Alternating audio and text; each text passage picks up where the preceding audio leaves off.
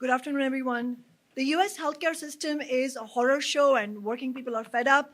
As Beth mentioned, 2 in 3 Americans want universal, publicly provided healthcare, with 90% support among Democratic Party voters. There's huge anger against billionaire and multimillionaire executives and shareholders of health insurance corporations and big pharma who are getting rich by denying people healthcare. Working people are ready to fight back. There's no question about that. The question is, what is the strategy? And as some of you have heard us say this before, we need a fighting strategy. What does that mean? So first of all, what do we want to win? We are demanding free healthcare for all by taxing the rich. That means every kind of healthcare, including dental, vision, abortion and reproductive, disability, mental health, and gender-affirming care for everyone, regardless of immigration or visa or citizenship status, free at the point of use, funded by taxing the billionaires and multimillionaires.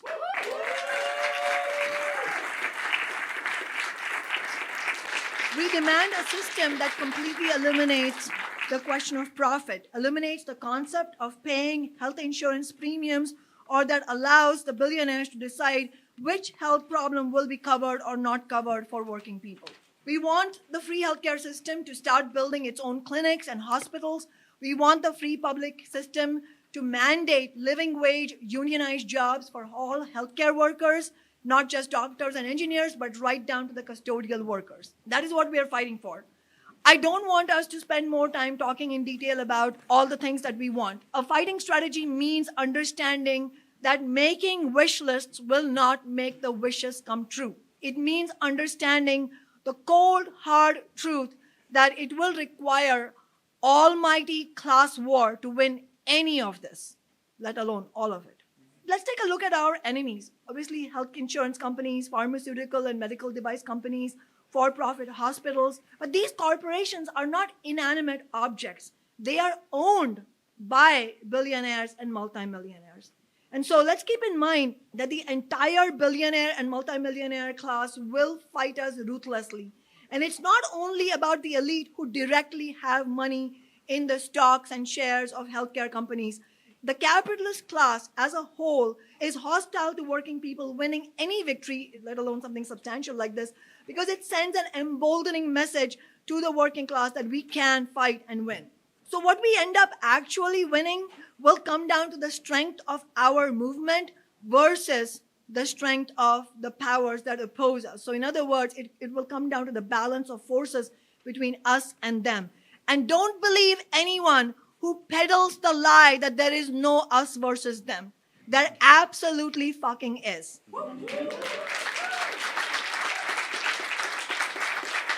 Capitalism is a zero-sum game. These health insurance profits come from denying people care. It is a life and death zero-sum game, and these people don't care about it at all. The divisions that we want to remove is the divisions among working class people, removing the us versus them between native-born and immigrant, between the nationalities, between genders, and so on. Those are the divisions that we need to eliminate. Because winning healthcare will require united and militant working class movements. So we need to unite. A fighting strategy means we need to understand who is on our side and who is not. Obviously, the billionaires and multimillionaires are not on our side. If we don't get that, we're in really deep trouble. I assume we all get that. Trump and the Republicans are not on our side either. They are openly hostile to workers, to the labor movement, to anything that working class people can win. But the Democratic Party is not on our side either. And that is where we need to spend most of our understanding to explain that this is what's going on. And again, there are confusions. Corporate Democrats like Chuck Schumer and Hakeem Jeffries, they are obviously corporate shills.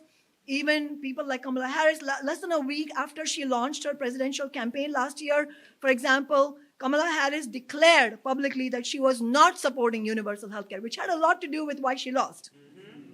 My opponent, Adam Smith, is another obvious corporate shill. Adam Smith voted to cut Medicaid and Medicare by a whopping $150 billion in 1997 with Bill Clinton's so-called Balanced Budget Act.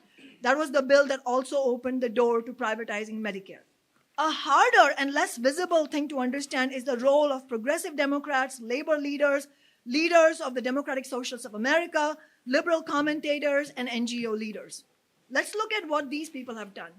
In January 2021, Biden was in the White House. The Democrats had a majority in both the US House and the US Senate. This is, what we call a trifecta. And sections of the left, including me and my fellow revolutionary socialists, we led calls for AOC and the progressive Democrats in the US House to refuse to vote for corporate Democrat Nancy Pelosi as Speaker of the House unless she agreed to a debate and a floor vote on Medicare for All. This came to be known as the hashtag force the vote demand. AOC rejected this tactic, tweeting that, quote, the Dem votes aren't there yet. That was her tweet. And she suggested that force the vote would be short-sighted and use up political capital over what she called an empty threat without a strategy. She said instead, let's keep our powder dry. Let's save this strategy for winning $15 an hour because that's supposedly easier to win. And then she promptly proceeded to abandon the fight for $15 an hour also. The leadership of the Democratic Socialists of America at that time during Force the Vote joined AOC and the squad in rejecting it, and they said, there are no shortcuts to liberation. This is a quote from the DSA statement. This is completely dishonest because this is pretending that there was a better strategy, let's just wait for that. But in reality, all of this was just an excuse to give cover to AOC and the progressive Democrats. Because the truth is that Nancy Pelosi needed the vote of the progressive Democrats to become Speaker of the House. The Force the Vote movement was demanding that the progressive Democrats use their numerical balance of votes. She needed their votes to extract at least the beginning of the launch of the fight for universal health care. That's what we were demanding. I publicly urged, for example, that AOC not just withhold her vote from Pelosi, but do that in tandem with calling for mass rallies and protest actions nationally to actually begin building the fight for healthcare. Every progressive Democrat refused to do a single thing for healthcare when they had the trifecta in DC. They even refused to demand that the ACA subsidies be made permanent. And now, because of that, not only do we not have universal healthcare, ACA premiums are shooting up dramatically in January, and many people are just going to cancel their insurance because they can't afford it and be forced to play Russian roulette with their health outcomes. Not one labor leader helped the Force the Vote movement. Not one of the dozens and dozens of Democratic Socialists of America elected at the time. Now the DSA have nearly 300 people elected, but at that time, the dozens and dozens of them, well over 100 of them, not one of them did anything to help the Force the Vote movement. Most of these labor leaders and DSA leaders, they were totally MIA, missing in action. And the rest, as I mentioned, dishonestly pretended that they were just waiting for a better strategy. But all this talk about a better strategy is rubbish. There is no mystery about what strategy is needed, and it's not like there are 10 different strategies. The only strategy is the fighting strategy, and that involves breaking links with the Democratic Party as a whole and recognizing the primary role of progressive Democrats. Progressive Democrats are not, I repeat, they are not there to do progressive things and push the Democratic Party to the left and all of that. No. The Democrats and Republicans are both parties of billionaires. In fact, Democrats and Republicans are the most powerful parties of the global capitalist class. The purpose of progressive Democrats is not to try and win something for workers. Their purpose is to give cover to the capitalist agenda of the Democratic Party, and most importantly, to keep tens of millions of working people shackled to the two-party system in perpetuity. The role of Pramila Jayapal, AOC, and other progressive Democrats is to try and whitewash the crimes of the Democratic Party, which is now, keep in mind, not only a party of the billionaires in general, it is now the party of war and genocide. It's a party of deportations. Progressive Democrats have brought, Beth mentioned this, Medicare for All bills. They have brought those bills, you know how many times? At least 13 times. Maybe I've missed a few. 13 times. But not once have they built any momentum around it or brought it to a vote. Not once. Pramila Jayapal herself, on her own, has brought it 3 times, including this year. She brought a bill this year. But she has never built any momentum around it. She just announces it and then leaves it at that. This is what all these Democrats do. So on paper, she supports it. So she, people get to say, oh, well, you should vote for these Democrats because they support Medicare for All. And it's true that she and AOC and Bernie Sanders don't take money from health insurance and Big Pharma. As far as I know, Adam Smith does take money from health insurance. But not taking money from the billionaires is the lowest possible bar. If you don't even reach that bar, as my opponent Adam Smith doesn't, it's a cut and dried case for you to be thrown out of office by the working class. But this is the point. Not taking money from billionaires is not a guarantee of any kind, because all these progressive Democrats, including the Democratic Socialists of America members who are elected in the Democratic Party, all of them put together have won nothing substantial for the working class and have instead been in office allowing untold attacks on working and poor people. So in other words, on their watch, our lives have gotten progressively worse. Right. They have allowed a genocide to happen. They are now refusing to take an anti-war position against war on Venezuela, merely saying that Trump needs congressional approval, as if congressional approval is any assurance of stopping the war when Congress is what voted to carry out a genocide. That's right. Going back to the Medicare for All bills, this year, Jayapal has done something even worse than usual. I mean, she's done this before as well, once before. But she allowed Adam Smith to formally join her as a sponsor of the Medicare for All bill. I mean, first of all, Jayapal has zero intention of fighting for it. She never did. She did not even push to make ACA subsidies permanent when the Democrats had a majority. But allowing someone like Adam Smith to formally support a Medicare for All bill is far more shameful. Adam Smith has spent 29 years as a general for the billionaires, and he's not about to suddenly turn into a working class fighter. The only reason he wanted to formally support this bill is because he's very afraid of our campaign and is rushing to try and clean up his record. He would never have signed on to the bill if it had any chance of progressing. That's why he receives massive campaign donations from health insurance. They have full confidence in him that he won't allow Medicare for All to go forward. So in other words, Jayapal is actively helping Adam Smith's attempt to whitewash his 29-year pro-billionaire record. Shame. And the example I'm about to give is not about healthcare, but it is clarifying. Just 3 days ago, for the second time in 3 years, Jayapal introduced a so-called Dignity for Detained Immigrants Act. If passed, it would end the use of private detention facilities and stop the inhumane and unjust treatment of immigrants. But it's not going to be passed. What's horrendous is that twice now, Jayapal has introduced this bill with Adam Smith. Adam Smith voted for George W. Bush's Homeland Security Act in 2002, the bill that first created ICE and the detention centers. And he has supported annual and ever-increasing funds for ICE and the detention centers. And this year, it's disgusting. This year, Jayapal even included Senator Cory Booker as part of her bill. I mean, Adam Smith and Cory Booker, I mean, these are absolutely horrendous warmongers, genocidal politicians. So I'm sharing these examples to reveal what actual function progressives like Pramila Jayapal serve as Democratic Party members. Their job, her job, is to make people feel, working people feel a little less angry at the Democrats and make them cling to hope that the Democrats will finally, maybe someday, one day, do something good for us.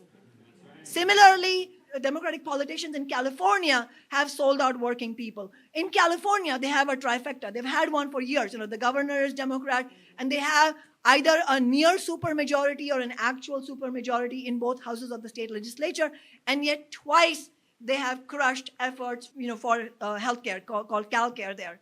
All of this that I'm describing, this is a classic role of a gatekeeper. A fighting strategy means understanding that the gatekeepers are not on the side of the working class. Why do we call people like Jayapal and AOC and the California Democrats gatekeepers? Because on the surface, they appear like they should be on our side. They say they support progressive things, but in reality, their role is to put the brakes on any fight back by working people. Their peaceful careers and their six-figure salaries, all of that depend on keeping good relations with the establishment, with the billionaires, and they are part of that establishment, even though they may not be billionaires themselves. Being clear about the role of gatekeepers is a make or break for movements. Winning anything for the working class requires defeating the gatekeepers. And when movement leaders are not clear about this, movements reach a dead end.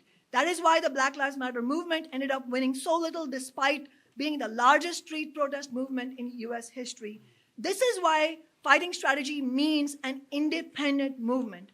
independent of the Democratic Party, of progressive Democrats, of DSA leaders, and the labor and NGO leaders who are also tied to the Democratic Party. A movement that has a leadership that understands that we need to defeat the gatekeepers in order to defeat the billionaires. There is no way to defeat the billionaires if we don't defeat the gatekeepers.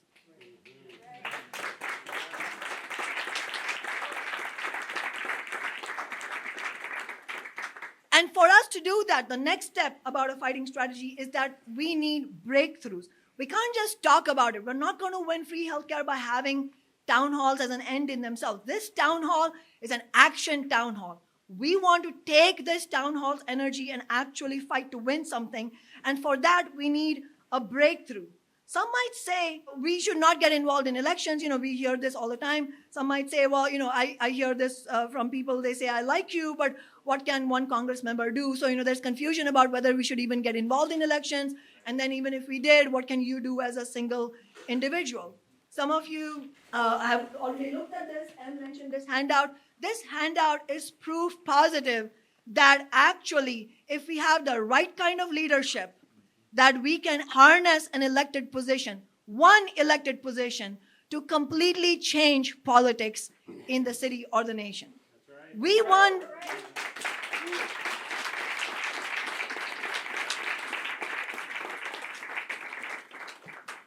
As I mentioned, we have won an incredible victory. The minimum wage is going up from $9.19 an hour in January 2015 to $21.30 in January 2026. That is over 131% increase. I mean, it's insane. Have you ever heard of anything like that? And it's not only workers in Seattle, but because of Seattle's victory, tens of millions of workers nationally have won massive wage increases. Obviously, we would not have won that had my office, had I and my fellow revolutionary socialists, had we not taken on a fighting strategy. But first of all, even before that, we would not have won that minimum wage had we not won my city council election in the previous year. That was the breakthrough we needed. If we had not won that city council election, I am quite confident we would not have won the fight for $15 an hour, which now is an incredible victory. And so winning the election to the US Congress, winning the first ever revolutionary socialist elected to the US Congress, will be 1,000,000 times bigger breakthrough compared to the city council. Because we get to take, if we can win, we get to take the fighting strategy that we have proven so successful in Seattle to Washington, D.C. And when you take something to Washington, D.C., it means you go national. We will have a national platform for our politics. It will be nothing short of a political earthquake. How will we use our office? And I say we because we know that the threat to the ruling class is the combination of having the leadership of my congressional office combined with millions of people fighting back alongside me. And so I have pledged that if I am elected, I will turn my congressional inauguration into a mass rally of 10,000 people in Washington, D.C. to launch national campaigns to fight to permanently end all U.S. military aid to Israel and win free healthcare for all funded by taxing the rich.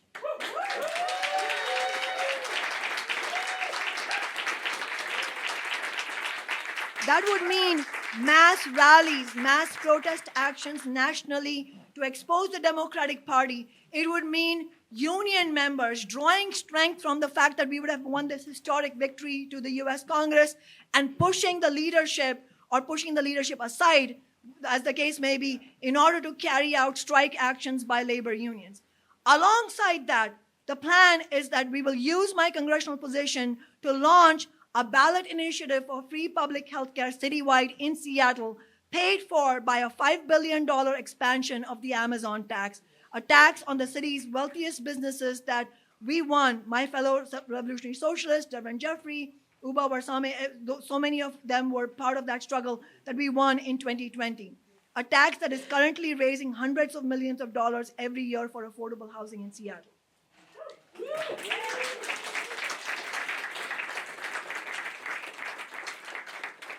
Fighting to win our congressional election is absolutely central and super crucial for the fight to win free healthcare.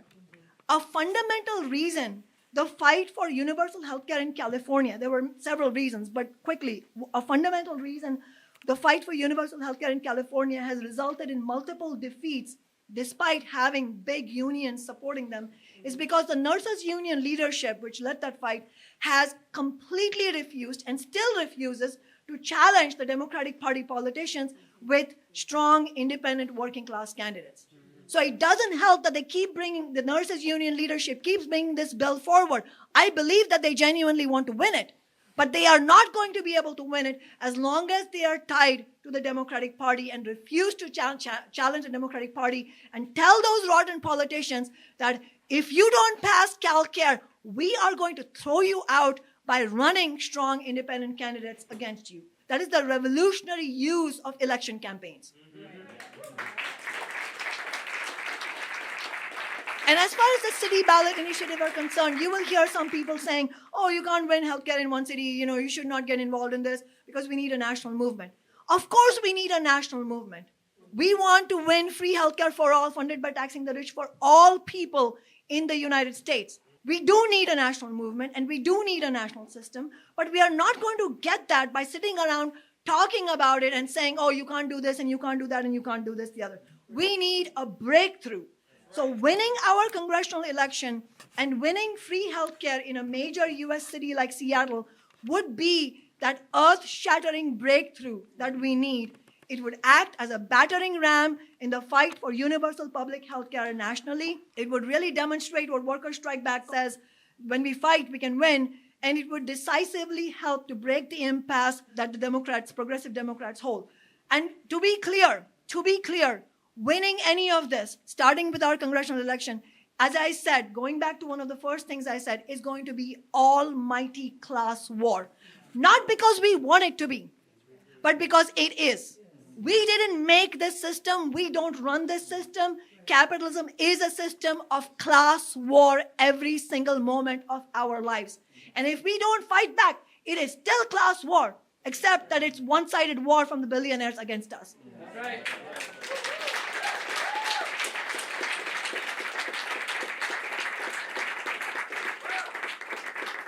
So our only options are either rolling over and dying in a one-sided class war, or making it a class war where we fight back and we defeat the ruling class. And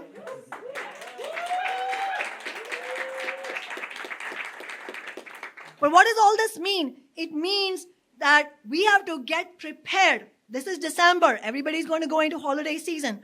But come January, come prepared, bring your game face or whatever they say, because we are up against the billionaires and we are up against the gatekeepers. And don't forget, the gatekeepers includes the progressive Democrats, most of the labor leaders and DSA leaders and NGO leaders. The billionaires are going to try and spend millions of dollars to try and stop us from getting elected. And after that, they're going to try and stop our ballot initiative. So we are up against enormously powerful forces, and we have no choice but to build a movement strong enough to withstand these attacks.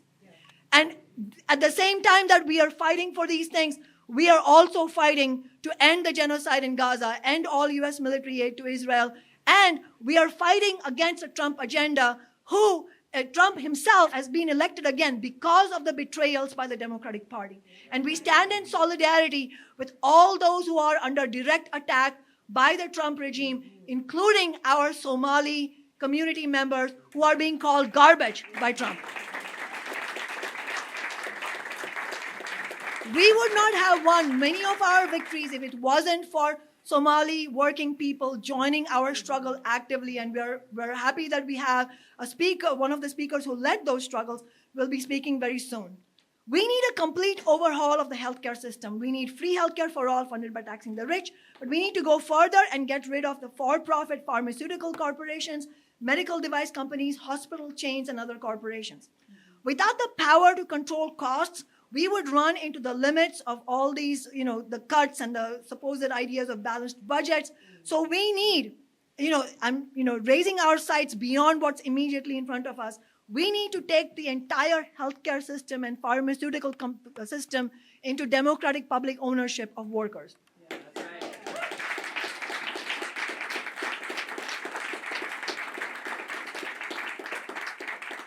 because we cannot control what we do not own. Hospitals, clinics, suppliers, labs, pharmaceutical, medical device companies, all of these need to be run by the working class and run democratically in the interests of patients, healthcare workers, and society at large. We also need to understand the nature of capitalism itself. The reason private healthcare kills people is because this system is not a rational system based on human need. It is run by the billionaires in the interest of their short-term profits, no matter what the cost to the rest of us or to the planet.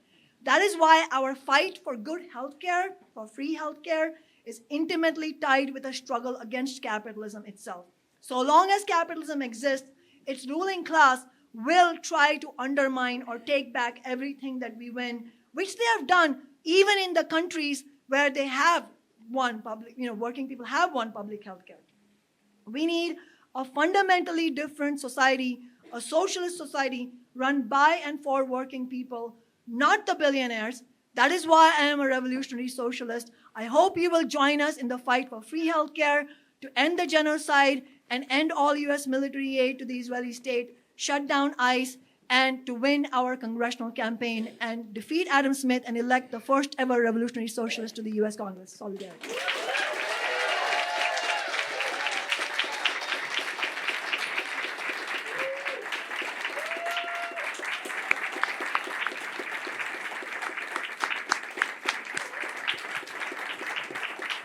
Keep giving it up for Kshama.